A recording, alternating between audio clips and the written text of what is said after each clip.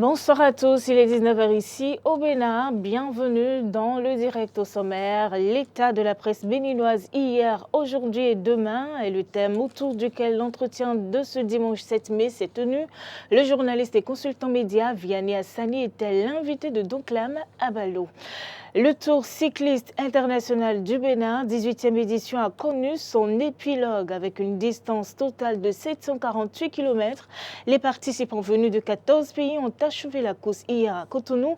Le gagnant, un Marocain, les détails dans ce journal. Et puis, il n'y a presque plus de carburant au Tchad, une situation que le pays vit depuis plus d'une semaine déjà. Le gouvernement est finalement sorti porter des clarifications par rapport à la situation. Voilà pour le sommaire, le développement juste après ceci.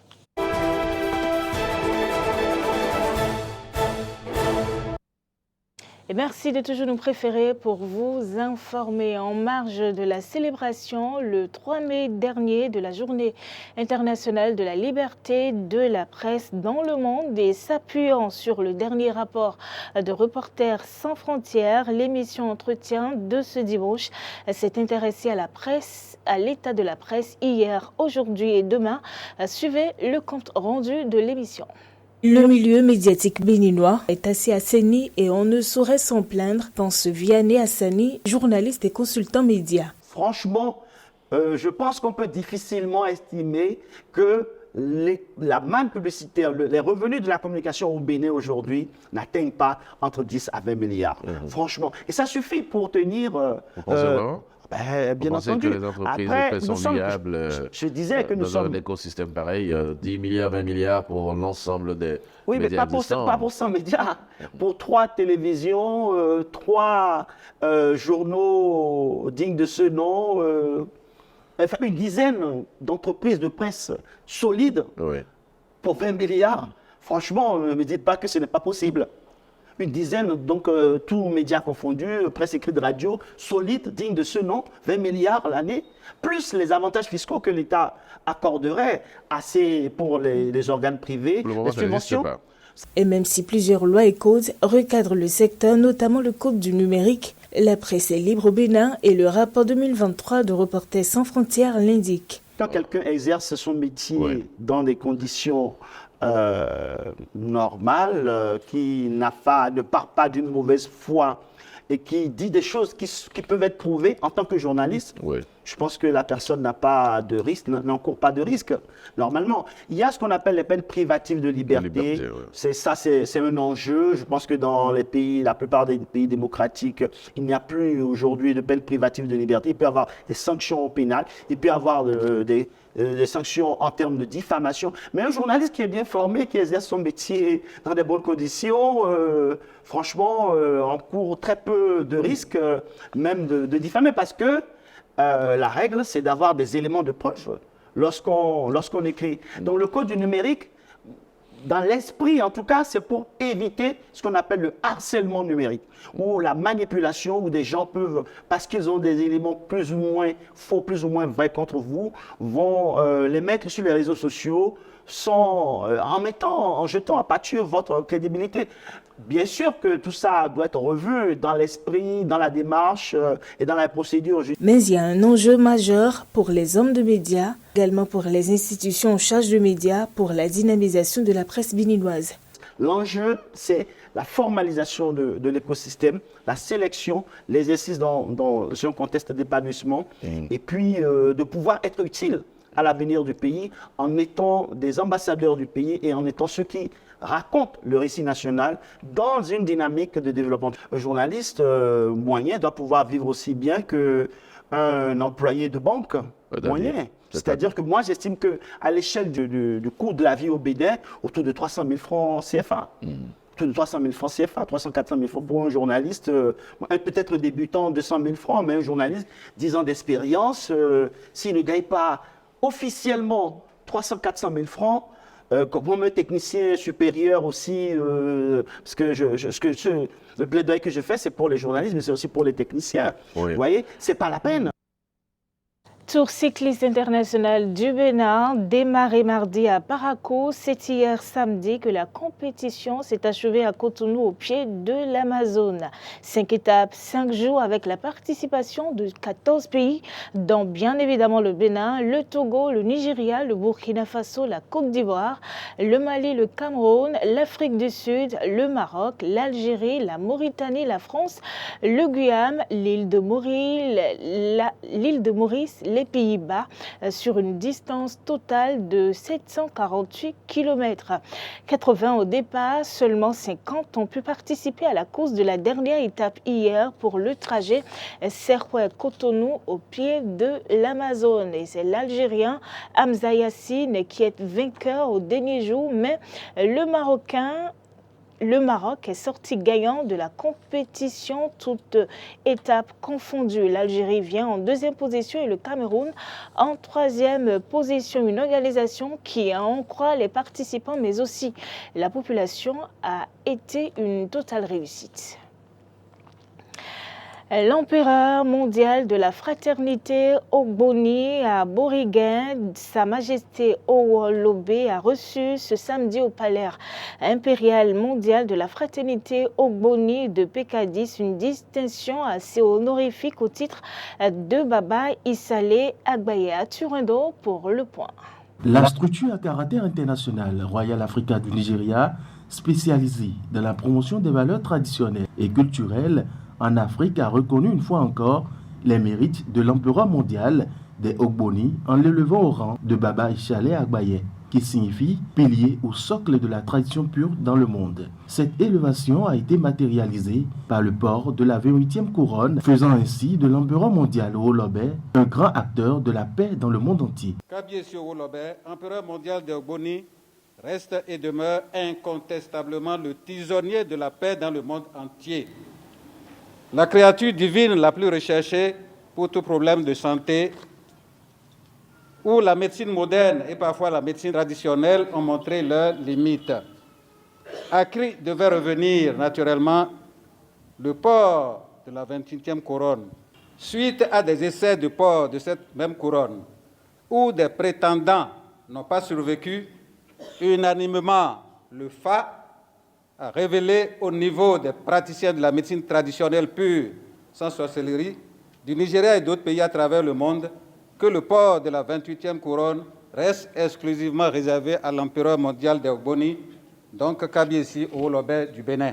La couronne est portée devant une forte délégation venue du Nigeria, du Togo, de l'Asie, de l'Amérique et des États-Unis. C'est le fruit du travail bien fait caractérisé par la patience, le courage et le respect. Si le Nigeria s'est levé, parce que c'est la chance du Bénin que le Bénin a l'empire mondial. C'est le travail bien fait, avec la patience, le courage et le respect. Si le Nigeria s'est levé aujourd'hui pour venir me mettre encore à un autre niveau que la fondation de la fraternité Ogboni aborigène au plan mondial, ça veut dire que le Bénin garde beaucoup de choses confidentielles. Très reconnu dans le monde entier pour sa puissance et son attachement à la lutte contre les forces du mal, le guide mondial de la fraternité Ogboni, Sa Majesté Kabiesi Owolobé, a déjà à son actif plusieurs couronnes et distinctions internationales. En 2003, son éminence, l'empereur mondial des Ogboni, a été élevé au rang d'Oba Oluo Agbaye. En 2006, au rang d'Olu Aye Ogboni du Bénin. En 2009, au rang d'empereur mondial des Ogboni.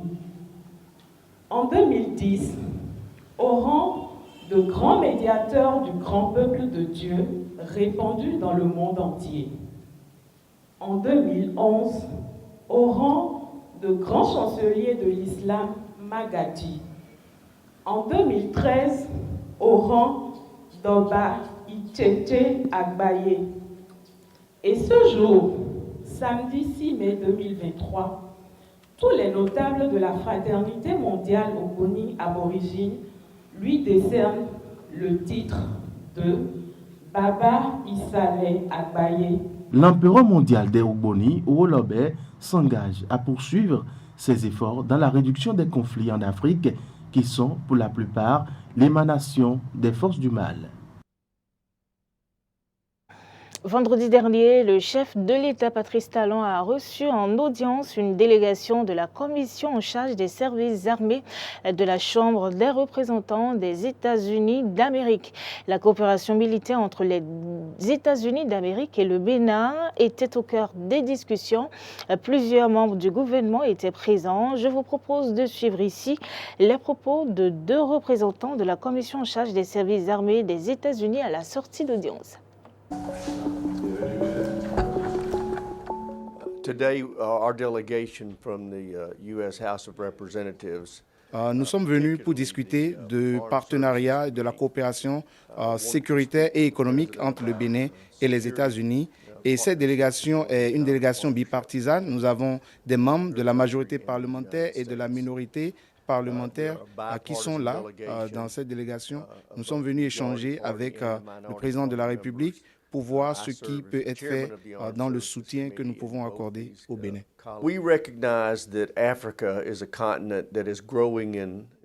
Oui, nous reconnaissons que l'Afrique est d'une importance globale dans le monde aujourd'hui et nous soutenons l'Afrique dans tous les domaines, y compris la sécurité, ce qui est le point sur lequel je me focalise en tant que président de la Commission des services armés.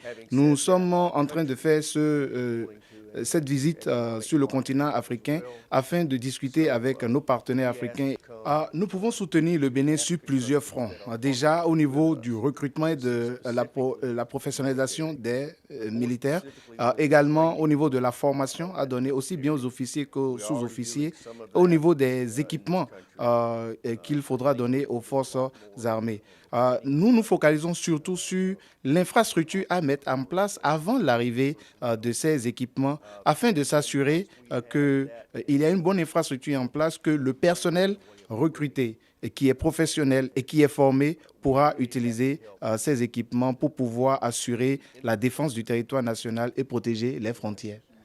I really appreciate the president's welcoming. J'ai vraiment apprécié l'accueil chaleureux que nous a réservé le président à notre délégation. J'ai également apprécié tout son développement en ce qui concerne les questions de sécurité et ce que le Bénin est en train de faire dans ce sens. Et c'était un accueil chaleureux et nous voudrons travailler avec lui pour s'assurer que nous atteignons nos objectifs. So it was a very pleasant visit.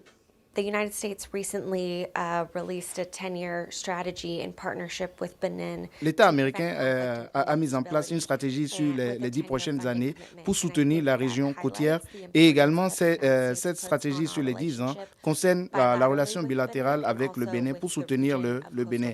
Nous voulons nous assurer que nous travaillons au niveau de la défense, mais également au niveau du développement avec l'USAID, l'Agence américaine pour le développement international. Donc pendant que nous sommes en train de soutenir le Bénin au niveau de la sécurité et s'assurer que les besoins en matière sécuritaire sont adressés en ce qui concerne le nord du pays. Nous voulons également nous assurer que nous sommes en train de travailler pour le développement économique des populations qui se trouvent dans ces régions et que ces populations comprennent que leur développement est d'intérêt pour nous. The services and feel fully part of the Benin government.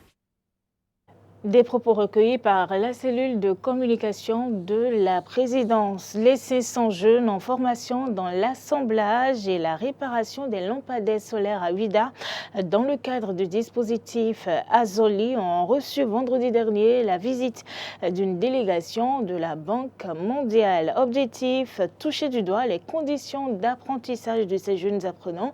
Le point avec Espoir Frédéric Ormobou. Centre d'orientation, de perfectionnement et d'apprentissage de Ouidah ce matin du 5 mai 2023. Des jeunes en formation en compréhension de la conception, assemblage et maintenance des lampadaires solaires sont très appliqués, chacun face à son matériel. Quand dans la cour du centre soudain apparut une forte délégation d'officiels. Il s'agit des responsables de l'Agence nationale pour la promotion de l'emploi avec des envoyés de la Banque mondiale, partenaire du projet d'inclusion des jeunes, notamment sur la composante Azoli. Nous sommes ici ce matin accompagnés des responsables de la Banque mondiale qui appuie le projet d'inclusion des jeunes dans son volet Azoli, la composante 1, gérée par l'Agence nationale pour l'emploi. Et nous sommes venus leur montrer à quoi sert le financement qu'ils nous apportent. Comme vous pouvez le constater, le rôle de l'ANPE, qui est d'accompagner les jeunes à l'insertion professionnelle, c'est cela que nous venons faire ici. Ces jeunes seront formés pendant 6 mois avec l'accompagnement d'une entreprise privée, ADMEC, avec qui nous sommes en partenariat. Et à la suite de cette formation, nous allons réaliser le plus important, l'insertion professionnelle. Poste par poste, la délégation a touché du doigt le travail qui se fait dans les différents compartiments et modules avec pour guide Babacar Batieri, PDG de ADMEC. Nous sommes en train de former les jeunes sur les métiers de compréhension de la conception d'un lampadaire pour pouvoir les assembler, les réparer et faire la maintenance, que ce soit des lampadaires LED conventionnels comme des lampadaires solaires. Ce projet aussi a des antennes annexes. On a dû gérer une crèche pour les mamans, pour ne pas les exclure. La mairie de Ouidah se veut un des partenaires sur le projet et de ce côté, on ne cache pas sa fierté. C'est une fierté, c'est la preuve que tout marche bien. Oui, vous savez que le gouvernement a mis en place plusieurs réformes et ça, c'est la preuve que ces réformes sont en marche.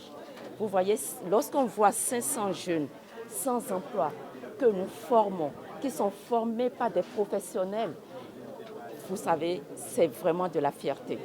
Et en plus de ça, nous avons 85% de ces jeunes qui sont des femmes.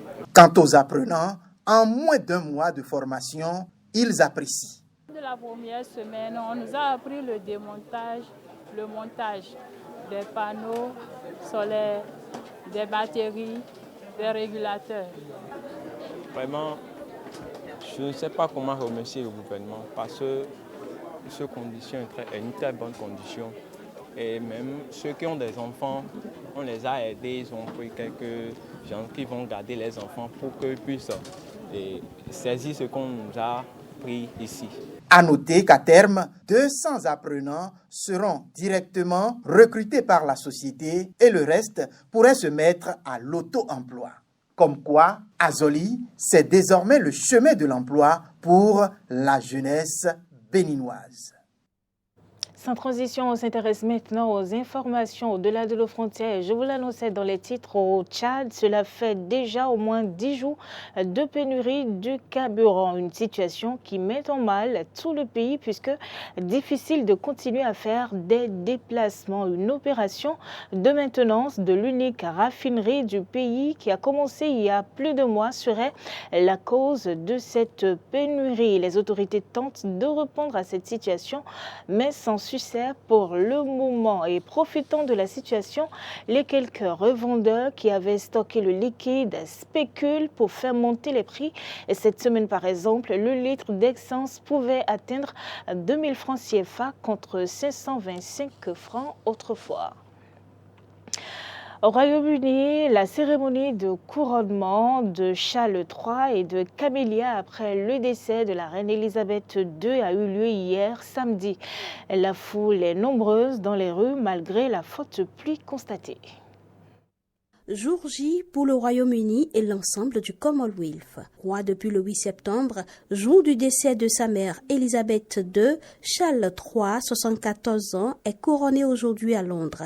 Il n'y aura eu que 8 mois entre l'intronisation et le couronnement contre 16 en 1953. Compte tenu du contexte économique tendu vécu par le pays, la cérémonie s'est voulue plus sobre que celle d'Elisabeth II il y a 70 ans.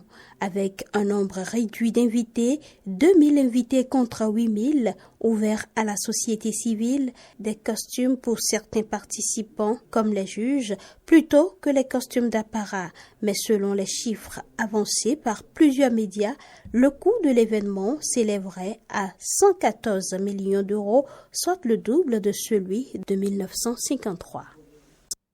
Et c'est sur ce récit de Clémence Tonoucoin que nous refermons cette édition du journal. Merci Madame, Monsieur d'avoir pris du plaisir à nous suivre. Bonne suite de programme en notre compagnie et bonne fin de semaine, bon début de semaine également.